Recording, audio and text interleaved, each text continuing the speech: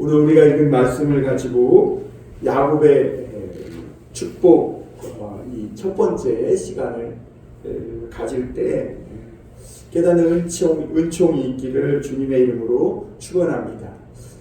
우리나라가 일제 강점기 또는 그 6.25 전쟁 이후에 1970, 80년대까지 굉장히 가난하고 어려운 나라였습니다. 그런데 지금은 그때의 삶이 어떠했을지 상상하지 못할 정도로 우리나라가 모든 면에서 참으로 잘 살고 있고, 그리고 요즘 세대가 어려운 일들이 참 많이 있는 것도 사실이지만 사실 모든 부분에서는 풍족하고 부족함이 없는 건 사실이죠. 우리나라가 어떻게 이렇게 가난한 나라에서 하나님이 축복해 주셔서 다른 나라를 원조하고 또 도울 수 있는 이런 부유한 나라가 되었는가? 그 시점이 어느 때였을까? 이렇게 돌아보면 여러 가지 이유가 있겠지만, 어떻게 보면 이 대한민국이라는 나라가 하나님의 축복을 받기 시작한 것은 해외의 선교사님들이 한국 땅에 들어와서 하나님의 말씀을 증거해주고, 또 우리나라에 하나님의 말씀이 선포되면서 교회가 생겨나고 믿는 자들이 생겨나면서 이 나라 이 민족이 복을 받게 되었다는 겁니다. 그러니까 하나님의 말씀을 듣는 것, 그리고 하나님의 말씀으로 이 축복하고 증거하는 것이 얼마나 중요한지를 우리가 깨달을 수 있습니다. 우리가 다음 세대가 정말 복을 받고 잘 살기를 바란다면 무엇보다 하나님의 말씀을 잘 가르치고 증거해 주는 것이 필요할 겁니다. 부모들이 자녀들에게 꼭 해주어야 할, 죽기 전에 해주어야 할 중요한 사명이 있는데, 그게 뭐냐면 하나님의 말씀을 들려주는 거예요. 내 삶을 관통한 그 말씀. 그래서 내 삶을 이 뚫고 나온 나를 오늘날 나 되게 하신 그 하나님의 말씀을 자녀들에게 꼭 들려주고, 그리고 자녀들을 축복해 주는 것, 그게 부모들에게, 믿는 부모들에게 아주 중요한 사명인 줄 믿습니다. 오늘 야곱은 그가 이제 나이가 많아 늙어 죽기 직전에 가장 중요한 일을 하는데, 그 12아들들을 다 불러서 일일이 축복하는 거예요. 그런데 오늘 말씀을 읽다 보면 어떤 말들은 축복이 아니라 듣기에 민망할 정도로 저주스러운 그런 저주에 가까운 그런 말들이 있음을 보게 됩니다. 그러나 우리 듣기에 그게 민망하고 저주스러운 것 같고 저주하는 말 같지만, 그러나 하나님의 말씀이고, 그리고 그것은 그 자식이 망하고 저주를 받아라 라고 하는 말씀이 아니라, 오늘 1절에 보면 뭐라고 이야기하고 있습니까? 후일에 당할 일을 너희에게 알리리라 하고 있어요. 후일에 당할 일. 그러니까 후일에 이런 일들이 너에게 있을 수 있는데, 너희가 오늘 이 말을 듣고, 심지어 어떤 자녀에게는 저주스러운 말이 들릴 수도 있겠죠.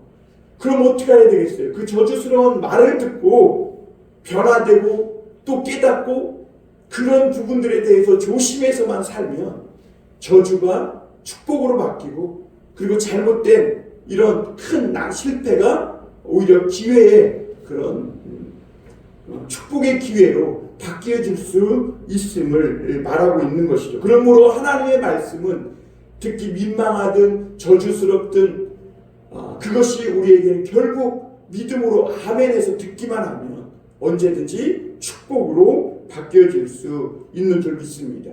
그리고 야곱이 12아들들을 불러서 각자 이렇게 축복하는 것은 믿음의 분량에 따라 하나님의 축복이 다르다는 거예요.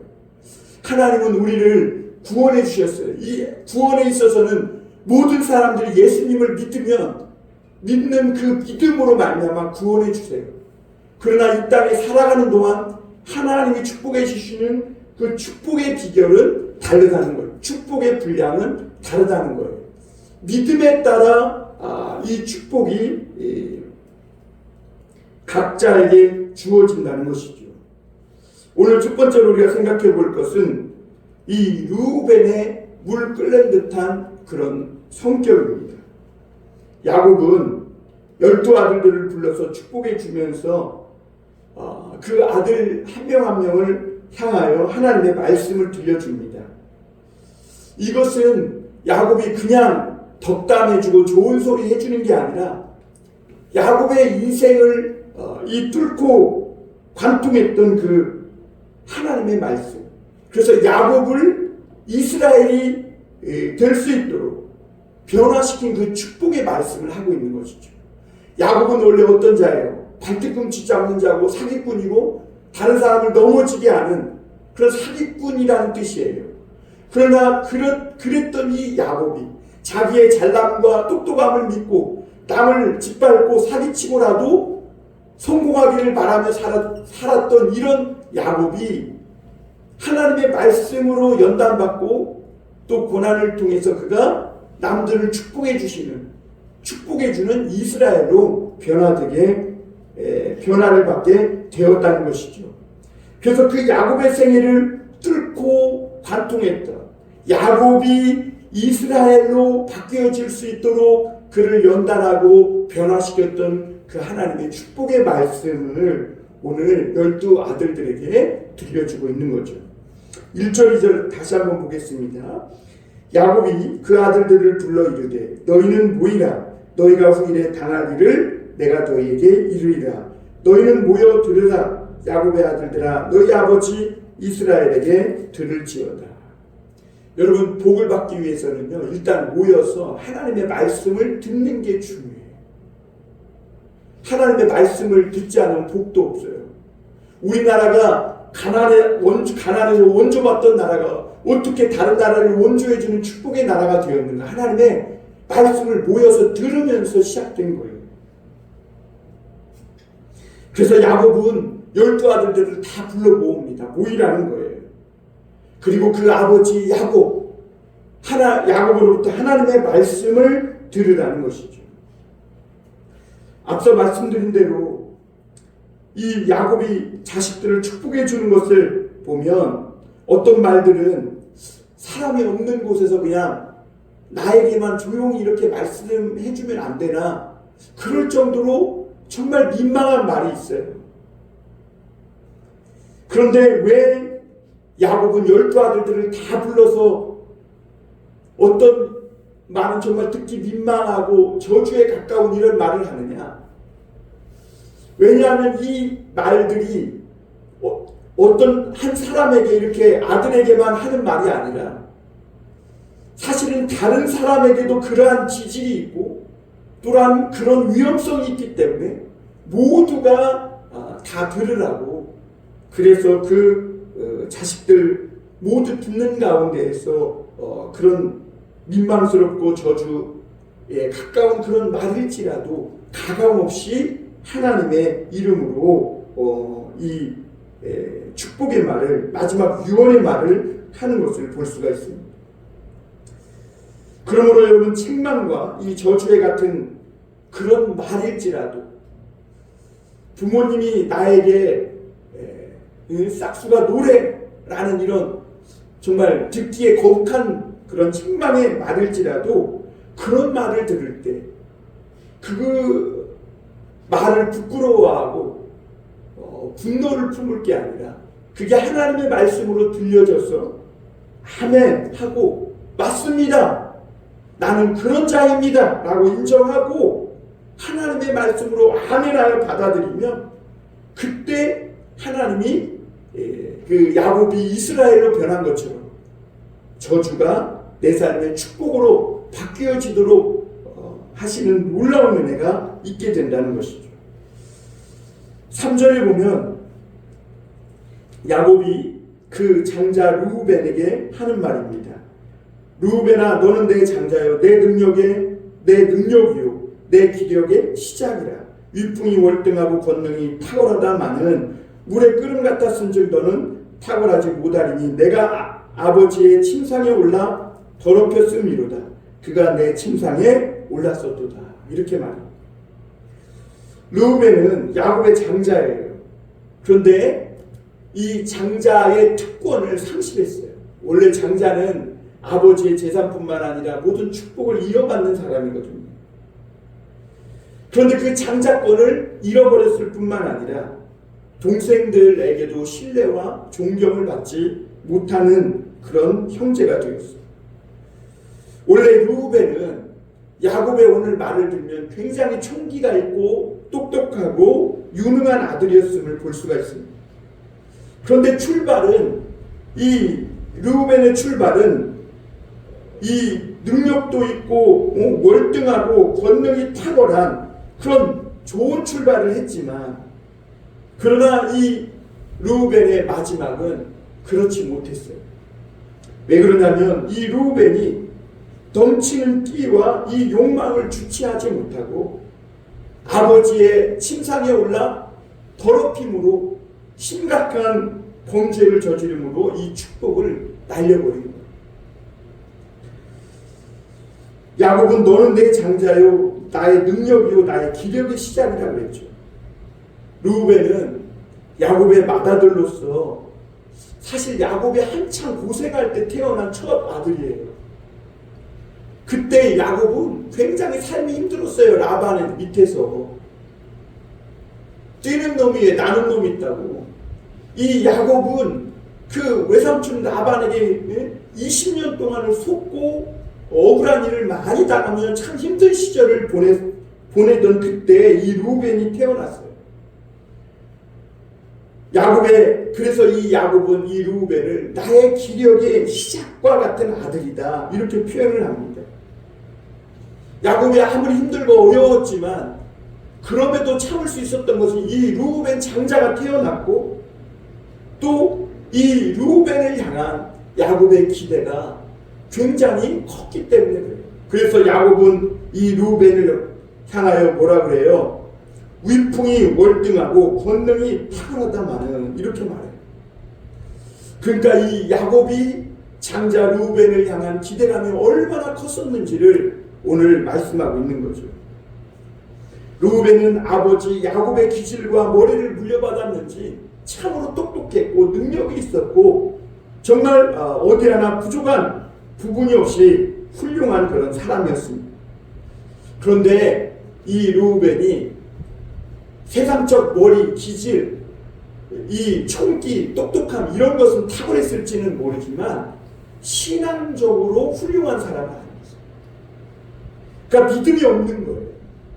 세상적으로는 아주 똑똑하고 권능이 있고 능력이 있는데 믿음은 하나도 없는 거예요.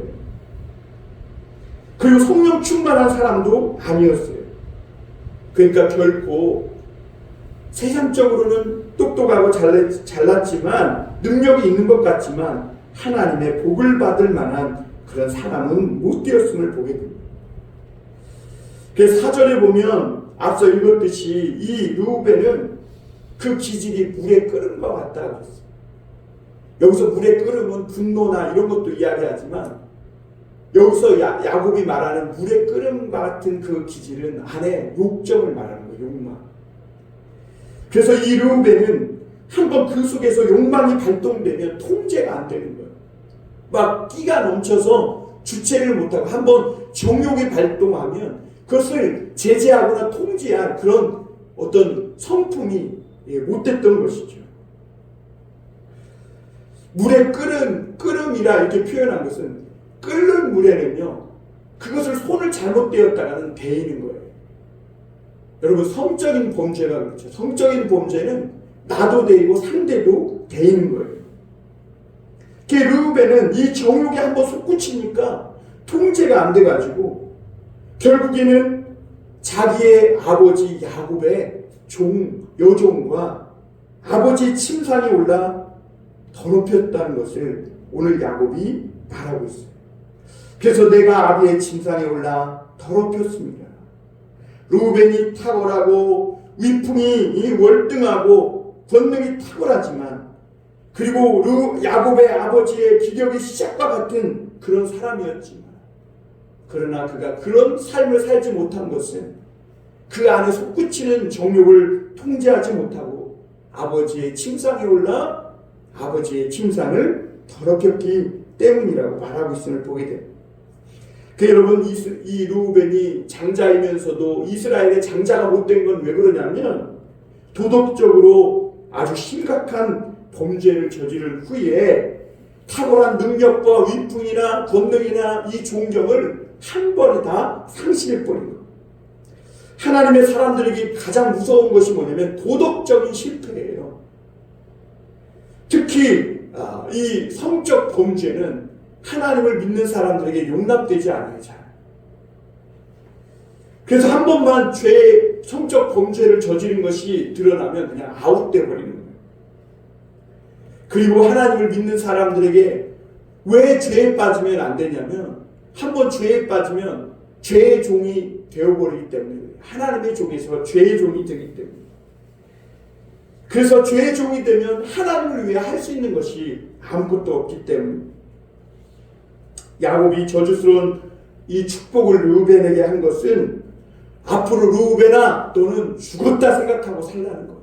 너는 죽었다 생각하고 그리고 앞으로 평범한 신앙생활로 만족하며 살라는 거예요. 너 네 재능을 믿고 너무 날뛰고 너무 높아지다가는 더 무서운 죄에 빠져서 영원히 멸망하고 이스라엘에서 끊어질 수도 있다는 거죠. 우리가 이 주변에도 보면요. 목사님들 중에도 이 유능하고 뛰어난 사람들, 교인들 중에도 유능하고 뛰어난 사람들이 성범죄에 빠지는 경우가 많아요. 왜 그러냐면 워낙 잘났고 똑똑하고 탁월하기 때문에 평범한 걸로 만족하지 못하는 것이죠.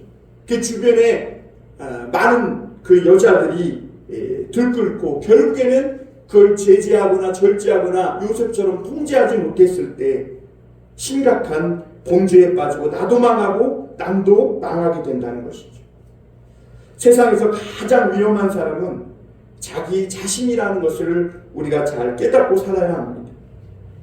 우리가 자신을 돌아보면 거짓말도 잘하고 나도 그렇지만 남도 시험에 빠지고 남도 죄 짓게 하는 것을 우리는 종종 보게 됩니다.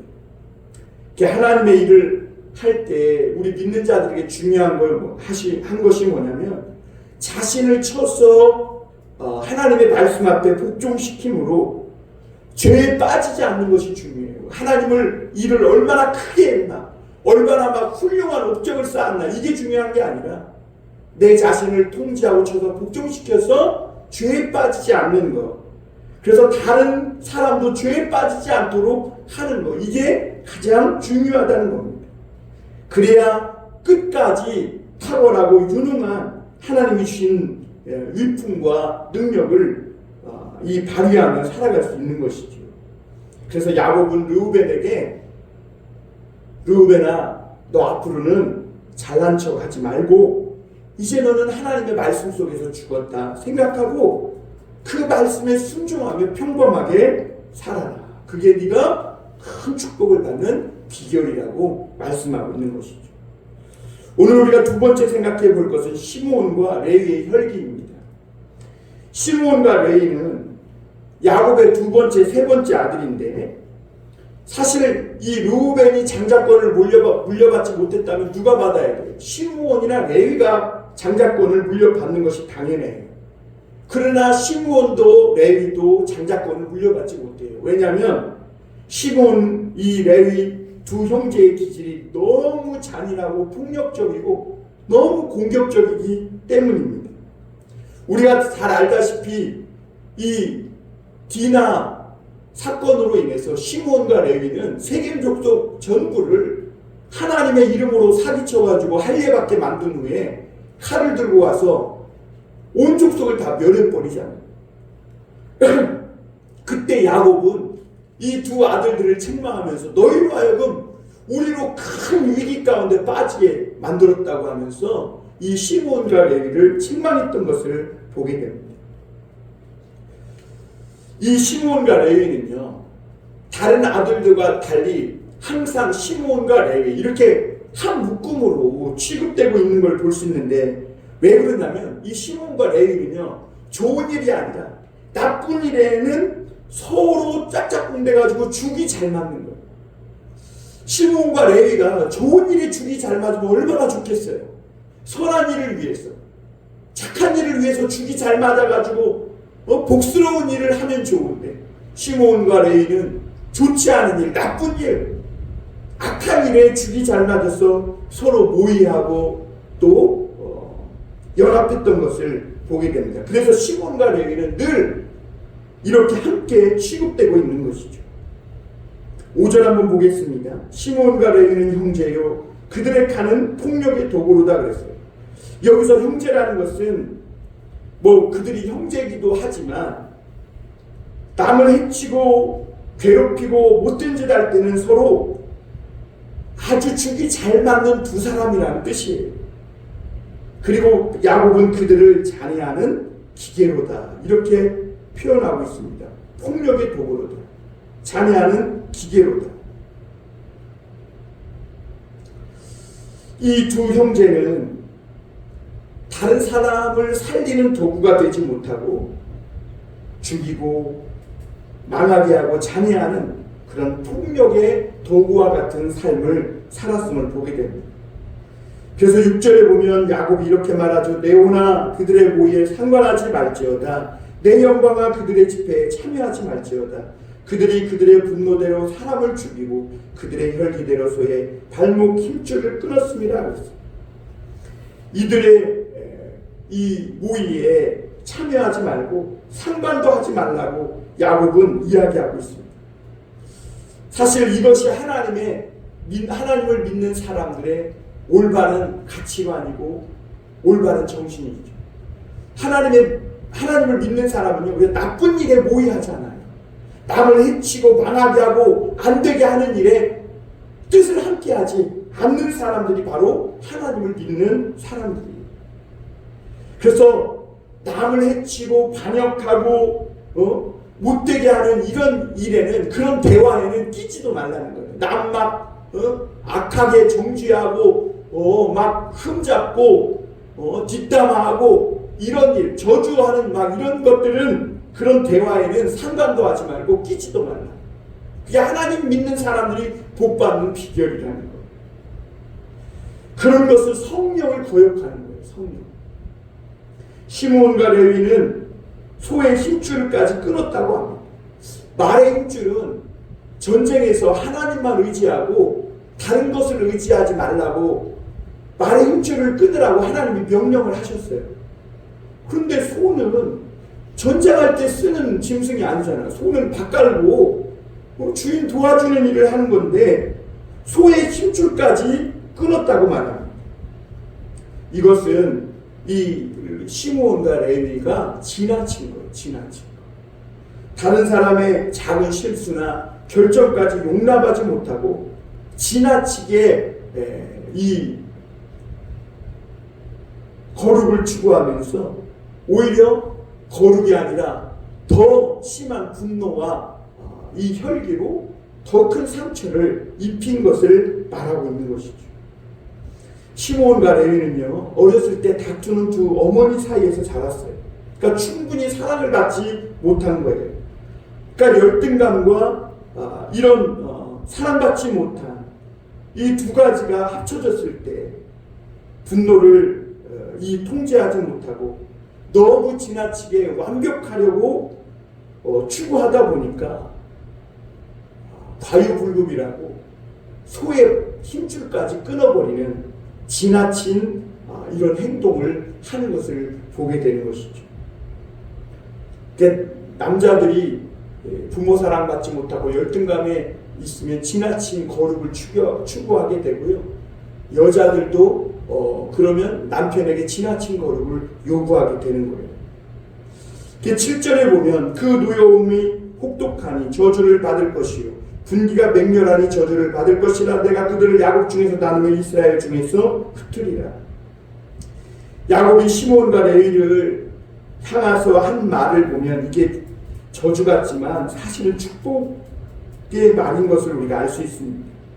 왜냐하면 너희는 흩어지고 나뉘어지고 결탁하지 않는 것이 시므온도 살고 레위도 사는 길이기 때문에 그래요. 악한 일에 의기투합하는 사람들은요, 어떻게든지 떨어뜨려 놔야 살아요. 서로. 악한 일에 하나가 돼가지고 마음과 뜻이 잘 맞는 사람 붙여놓으면 절대로 서로가 망하게 돼 있는 거예요. 하나님은 그래서 이 시므온 지파를 나누어지고 작게 만든 것을 볼 수가 있습니다. 왜냐하면 그렇게 나뉘어지고 작아지고 또 작게 만들어서 아예 죄를 짓지 못하게 만든 겁니다. 그래서 이 출애굽 당시에 보면 민수기에 출애굽할 때 지파별로 인구수를 계수하고 또 나중에 민수기에 보면 가나안 땅에 들어가기 전에 한 번 더 또 인구수를 계수할 때가 있는데요. 다른 지파는 출애굽에서 나올 때와 또 가나안 땅에 들어가기 이전에 보면 거의 비슷하거나 아니면 인구수가 늘었는데 시므온 지파만 굉장히 작아진 것을 우리가 볼 수가 있습니다. 그리고 시므온 지파는요, 나중에 지파의 이름도 희미해져서 유다 지파 속에 속해가지고 항상 유다에 협력하며 유다에 흡수돼서 이렇게 살아가는 것을 볼 수가 있습니다. 왜 그러냐? 하나님이 이 시므온 지파, 폭력의 도구와 같은 분노와 혈기가 맹렬한 이 시므온 지파를 작게 하여서 남을 해치지 못하게 하신 것이죠. 우리가 작은 것이 아름답다는 말이 있습니다. 어떤 사람은 작으면 별거 아니라고 생각하지만 사실은 우리가 하나님 앞에서는 자꾸 작아져야 남도 해치지 않고 나도 살 수가 있음을 보게 됩니다. 어떤 사람은 작아져서 골골하는 것이 그 사람에게 복이에요. 오히려 건강해가지고 막 통제되지 않고 절제되지 않아가지고 돌려차기 해가지고 멀쩡한 막 사람을 죽이고 인생을 망치는 그런 인간도 있는 것이죠. 그런 사람들에게는 사실 골골해갖고 병원에 입원해 있는 게 축복이에요, 사실. 시므온과 레위 같은 목회자들이 오늘 있음을 보게 됩니다. 교회를 크게 하려고 어떻게 해서든지 막 하다가 결국에는 자기도 망하고 다른 사람들에게도 좋지 않은 영향을 끼쳐서 가난한 성도를 만드는 그런 목회자들이 얼마나 많이 있는지 몰라요. 때로는 작은 것이 하나님의 뜻이라고 우리가 믿어야 합니다. 우리가 너무 외형만 겉모습만 키우다 보면 내실이 부실한, 그래서 결국은 망하는 경우가 허다하다는 것이죠. 그리고 레위족은 하나님이 정말 흩어버리셨어요, 이 말씀대로. 그래서 이스라엘 백성 중에서 제사장으로 하나님의 말씀을 섬기고 봉사하며 그렇게 살라며 그들에게는 기업도 주지 않았음을 보게 됩니다. 사실 이것은 큰 축복이었습니다. 하나님의 말씀을 섬기도록 하나님이 흩으셨는데 사실은 이 레위 지파가 이스라엘 백성들 가운데 흩어져 살면서 그들로부터 하나님 앞에 제사를 드리며 이스라엘 백성들이 짓는 죄와 하나님 사이에서 중보하는 이 아름다운 일을 섬기며 봉사하며 살도록 하나님이 흩으셨기 때문입니다. 교회가 살 수 있는 길은 뭐냐? 우리 안에 받은 하나님의 은혜를 자꾸 밖으로 흘러가게 하는 거예요. 흩어져서. 레위가 만약 흩어져서 하나님의 은혜를 흘러가지 못하게 했다면 결국 썩어서 완전히 없어져 버렸을 거예요. 예루살렘 교회가 하나님의 큰 은혜를 받고도 흩어지지 않고 고여서 썩어가고 있으니까 하나님이 핍박을 보내셔서 흩어서 하나님의 복음을 전하게 하시고, 그리고 결국에는 곳곳에 수많은 교회가 생겨지고 구원의 축복을 받은 많은 사람들이 일어나게 하신 것을 보게 됩니다. 마지막으로 우리가 한 가지 더 볼 것은 야곱이 유다에게 한 축복의 유언입니다. 야곱이 장자의 축복을 한 아들은 유다였습니다. 사실 유다는 12아들 중에서 정말 방황도 많이 하고 가장 축복과는 거리가 먼 아들과 같았습니다. 그는 처음부터 하나님의 축복을 포기하고 믿음의 가정에서 태어났으면서도 가출해갖고 하나님을 믿지도 않고 믿는 자랑 결혼하라고 아버지가 가르쳐주니까 일부러 믿지 않는 가나안 사람과 결혼해서 살고, 또 그렇게 해서 난 자식도 믿지 않는 가나안 여자와 결혼해서 살게 하는 것을 보게 됩니다.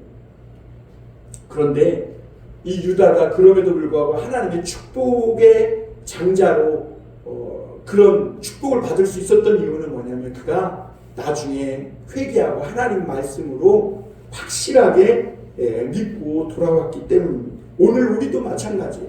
우리가 과거에 어떤 죄를 범했든지 간에 오늘 시간에 하나님의 말씀을 확실히 붙잡고 확실히 회개하고 완전히 돌아오기만 하면 그런 사람이 하나님의 장자의 축복을 받을 확률이 높다. 그래서 유다는 나중에 베냐민 때문에 요셉 앞에서 어떻게 해요? 자기의 삶을, 자기의 목숨을 담보로 희생하면서까지 책임을 지려고 하는 신실한 믿음의 아들로 변화되었던 것을 보게 됩니다. 한때 방황하고 삐딱하게 살았지만 그러나 하나님을 믿고 확실히 돌아왔을 때 하나님은 그 유다에게 장자의 축복을 허락하신 것이죠. 오늘 8절 9절에 보면 유다야 너는 내 형제의 찬송이 될지라 내 손이 내 원수의 목을 잡을 것이요 내 아버지의 아들들이 내 말에 절하리로다. 유다는 사자 새끼로다. 내 아들아 너는 움킨 것을 짚고 올라갔도다. 그가 엎드리고 웅크리니 수사자 같고 암사자 같으니 누가 그를 범할 수 있으랴. 하나님은 야곱은 이 유다를 축복하면서 사자와 포도나무에 비교한 것을 볼 수가 있어요.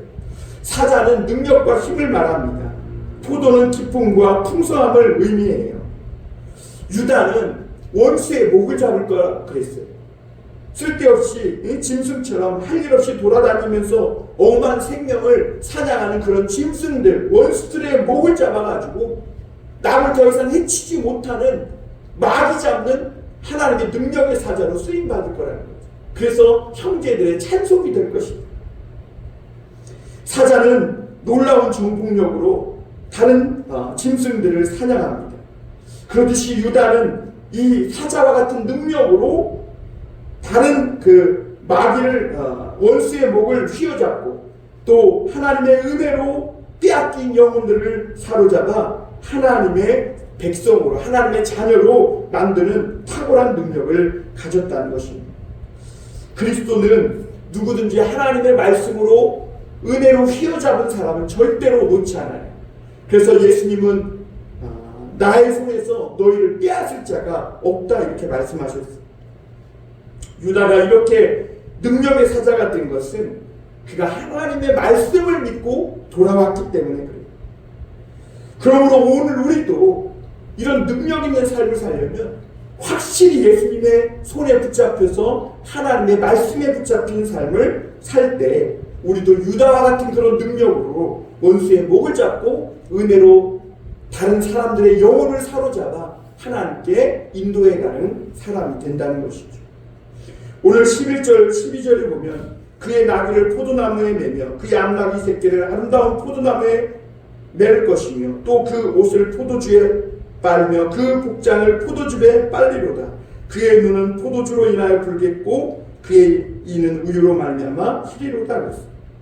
유다의 또 다른 이미지는 포도나무예요.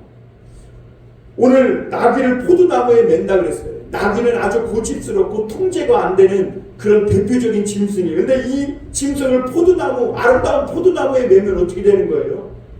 막 고집 부리고 막 제멋대로 하면 포도나무가 열매가 다 떨어지겠죠. 그럼에도 포도나무에 이 나귀를 낼 수 있는 것은 이 나귀가 고집스러운 나귀가 길들여졌기 때문입니다.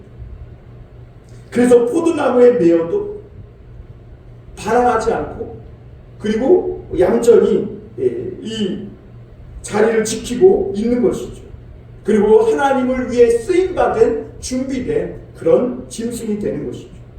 하나님은 고집스러운 우리들 나귀와 같이 들나귀처럼 제멋대로 살던 우리들을 붙잡으셔서 하나님이 연단하시고 길들여서 하나님의 일꾼이 되게 하시고 오늘 우리를 포도나무이신 예수님께 붙들어 메어 놓은 겁니다.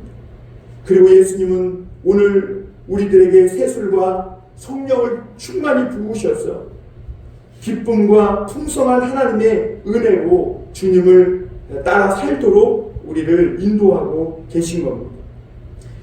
포도나무이신 예수 그리스도께 붙어 있으면 그 가지는 열매를 절로 맺고 풍성한 삶을 살게 됩니다.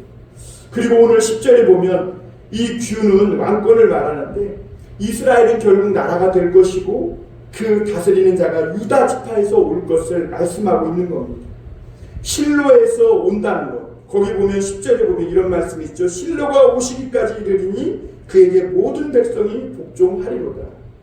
여기 실로는 이 사사시대에 그 가나안 정복 시대 그때부터 성막이 있던 곳이 실로예요. 그러니까 실로가 오시기까지 이게 무슨 말이냐면 이 실로는 거기서부터 가나안 정복의 전환점이 되었거든요. 그러니까 세상을 정복하고 다스릴 사자 예수 그리스도가 실로가 오시기까지, 그러니까 유다 사자로부터 올 것을 말씀하고 있는 것이죠. 사실 이 그리스도 메시아가 유다 지파로 온다 그랬을 때 유다 지파에게는 그게 뭐 축복의 말씀도 되겠지만 큰 부담과 영적 도전의 말씀일 수도 있어요. 왜 그러냐면 예수 그리스도가 이 유다 지파를 통해 오시기까지 유다 지파는 순결을 지키고 소망을 잃지 말고 믿음으로 살아야 하기 때문입니다.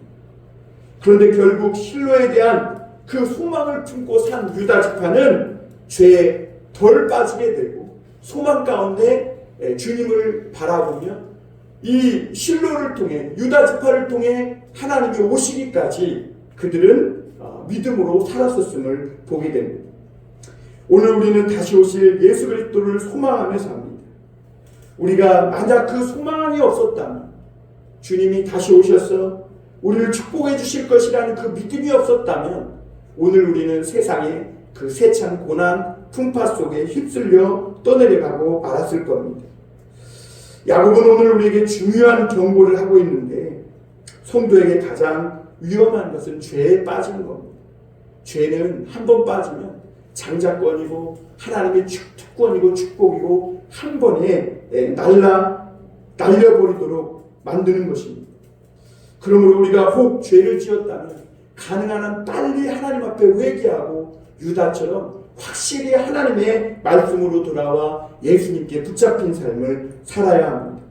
혈기와 분노가 우리 속에 있음을 여러분 인정하고 악한 일에 의기투합하거나 악한 모의에 참여하거나 상관하지 마시길 바랍니다. 그리고 하나님이 주신 작은 것에 만족함으로 하나님이 작게 만드셨다면 그 작게 만드신 그것으로 평범하게 살아가는 그것이 하나님이 되게 주신 큰 축복이라는 것을 여러분 인정하시고 오늘 이 예수 그리스도께 붙잡혀서 오늘 포도나무이신 예수님께 우리가 매인바 되어 하나님이 후일에 우리에게 주실 풍성하고 아름다운 그 축복을 다 받아 누리며 사는 우리 모든 교우들이 될 수 있기를 주님의 이름으로 축원합니다. 기도하겠습니다. 하나님 아버지,